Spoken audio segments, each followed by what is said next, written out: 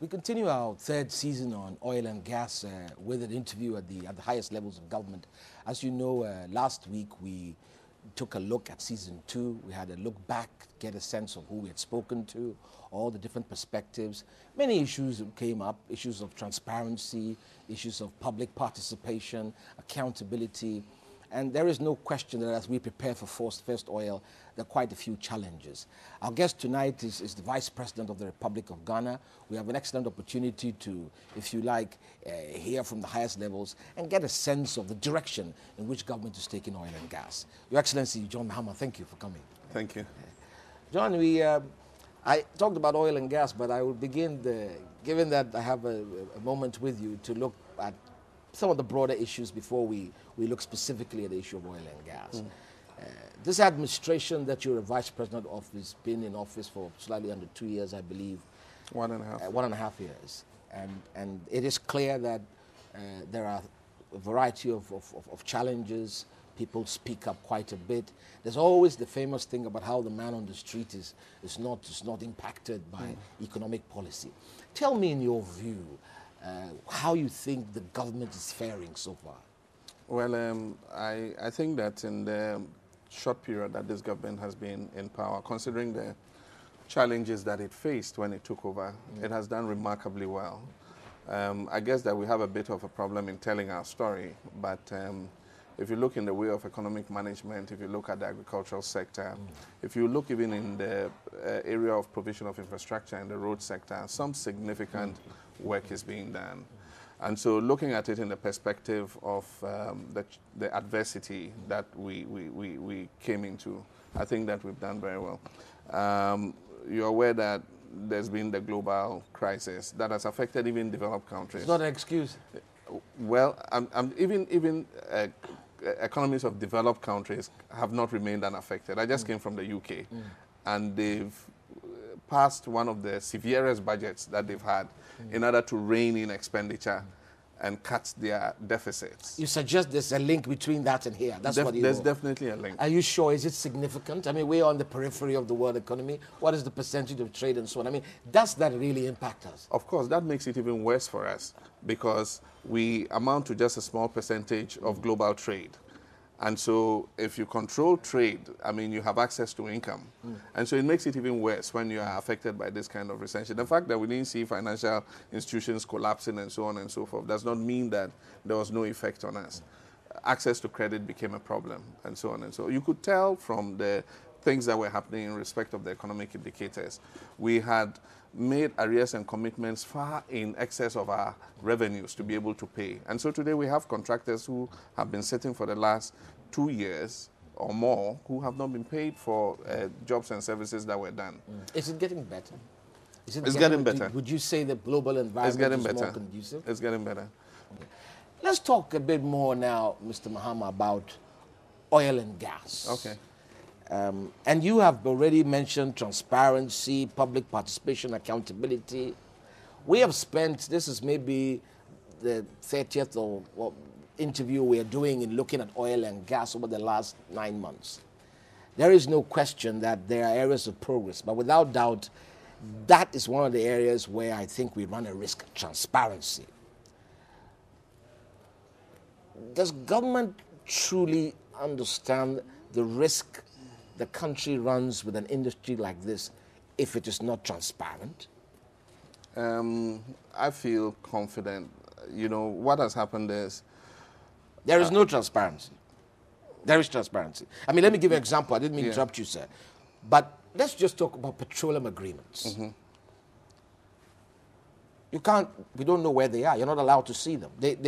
When you inquire, the idea is that it's on the website. When you go, it's a generic model agreement. Is there a reason that these agreements with companies must be off limits? They're not off limits.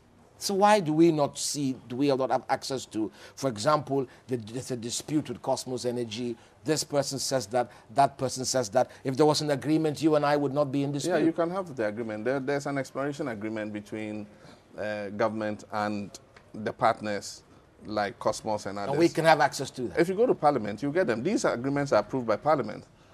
Our constitution says that those agreements must be approved by Parliament. And so they are laid before Parliament. So is it not strange? If you go to Parliament, you should be able to get copies of the agreements. So is it not strange that throughout this whole discussion, nobody has been able to simply pick the agreement, if it is available, to determine what exactly was agreed upon? Well, then I don't think that people are looking in the right place. As far as I know, all exploration agreements have been laid before Parliament, and Parliament has the right to ask any questions that it wants. What about the Right of Information Bill? The Right of Information Bill is still sitting there? Well, Cabinet has done its part. I mean, when we came into office, the Right to Information Bill had been lying somewhere for God knows how many years. And so we quickly took it, went through it, brought it to Cabinet, approved it, and we went into Parliament. And so it's now Parliament's duty to schedule it and pass it. But let me say, often people look at the experience of other countries in Africa in respect of oil and gas and believe that African countries do not have the mechanisms to be able to carry out, But that is justified. They've not done a good job of it, strictly speaking. Well, you must also look at most of those countries and the timing at which they found oil and gas. I mean, for countries like Nigeria in 1960. Transparency was not fashionable. I mean, not at the time, you understand. And let's say that we've all moved on in what we know and in respect of experience. I mean, Ghana is 52 years old now. If we had discovered oil when we were 1 year old or 2 years old, I mean, the institutions of democracy and constitutional governance that we have today probably did not exist at the time. So I believe that, one, the timing is right for this oil and gas discovery. We have the opportunity to learn the best experiences from countries like Norway and others, which we are doing, Trinidad and Tobago, with regards to gas and all that. And we have the experience the opportunity to learn the West experiences, from some of our friends and colleagues. And the good thing is they are willing to share and say that, look, we made these mistakes. Because I attended one of the oil and gas forums, and there were speakers from other African countries that had experience with handling oil and gas, and they were so candid about it. They said, look, we made these mistakes because at the time we didn't know. Local content and things did not exist. And so even to supply bread to the drill ships and the rigs, I mean, some expatriate came and did the supply of bread. So it is how you integrate that industry backward into your economy in terms of the services provided and the employment that it generates that will make a successful, transformation of your economy. That's the local content question. Exactly. But the point I always make is that Ghana has sufficient mechanisms and the right environment to be able to manage an oil and gas industry transparently. Why are you so sure? One, because of our constitutional democracy. Two, our judiciary might not be perfect, but I think that an effort is being made to improve it. Three, we have a legislature which is willing to question, like a lot of bills are being questioned and so on and so forth from CNTC, IFC and everything. We have a media that is very alert. Although not always well informed. Although not always well informed, but I think it's a necessary evil. That I think it's a better option than to have a docile, we must discuss that at a different time because that's a subject that's so I think the mechanisms exist to have transparency in the oil industry. And with some of the laws that I have seen pass through Cabinet and gone to Parliament, I think that we're going to have, a better experience. A lot of the laws are still not ready. Well, most of them are. The petroleum bill has gone to Parliament.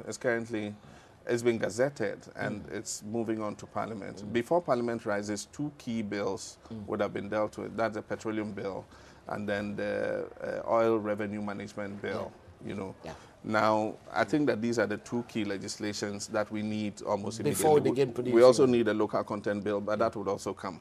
But these two key, if they go to Parliament and Parliament passes them, they would create the basis for us to begin to regulate the industry before first oil is produced. Do you agree with me, sir, that the one thing that perhaps we should be paying more attention to that we're not paying attention to is the gas? I think that the gas is more of a blessing even than the oil. I have more faith in the gas, in terms of what the gas can do for us. So why is there so little progress on that front? There is no progress. I mean, there is no progress. We are going to begin to produce oil. It will come with gas, and we are going to re-inject the gas. And you know, this subject, this is always a pet subject for me. So I have to say, because like you, I think that the gas is really not the magic wand, but the provider of opportunity. Yeah. What is government's plan for the gas? First and foremost, the gas enables us to take our place as the leading producer of power in the West African sub-region. You know, we have signed on to the West African Power Pool. That allows us to share power, you know, with countries that have a deficit in power.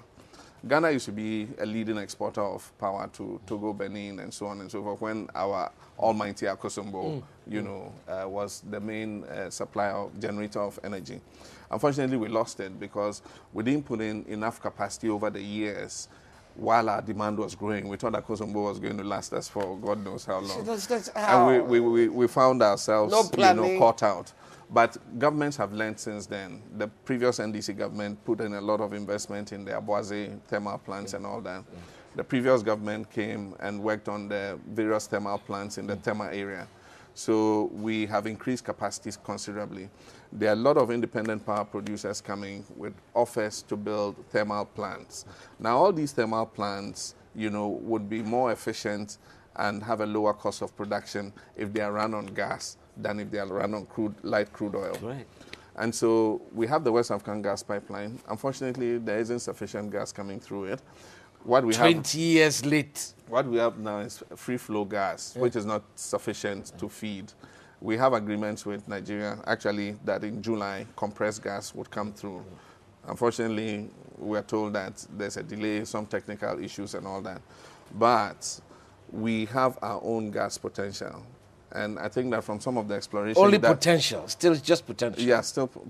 Well, we know exactly what is available in the Jubilee field. They're going to do the appraisal of the other fields around, and we'll know exactly what is possible. Who is doing this? But there are other exploratory blocks next door that have been seen to contain more gas than oil. And so how to harness all this gas and use it to supply our power generation so that we can sell power on to other countries, I think, will be very critical. But the most important is the industry that we can set up using gas. And already, as you're aware, we've signed a memorandum of understanding with an Indian company to set up a fertilizer plant to produce urea, but ammonia. You have no gas, Mr. Mahama, you have no gas. We'll have gas by next year.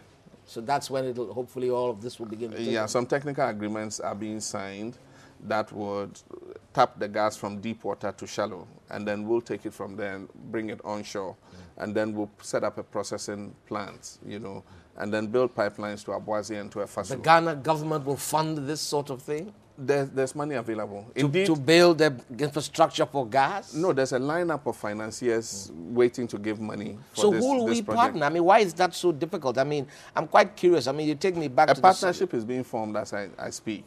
Okay. Yeah, a partnership is being formed as I speak. So it's a private people It's going to be a public-private partnership. Okay.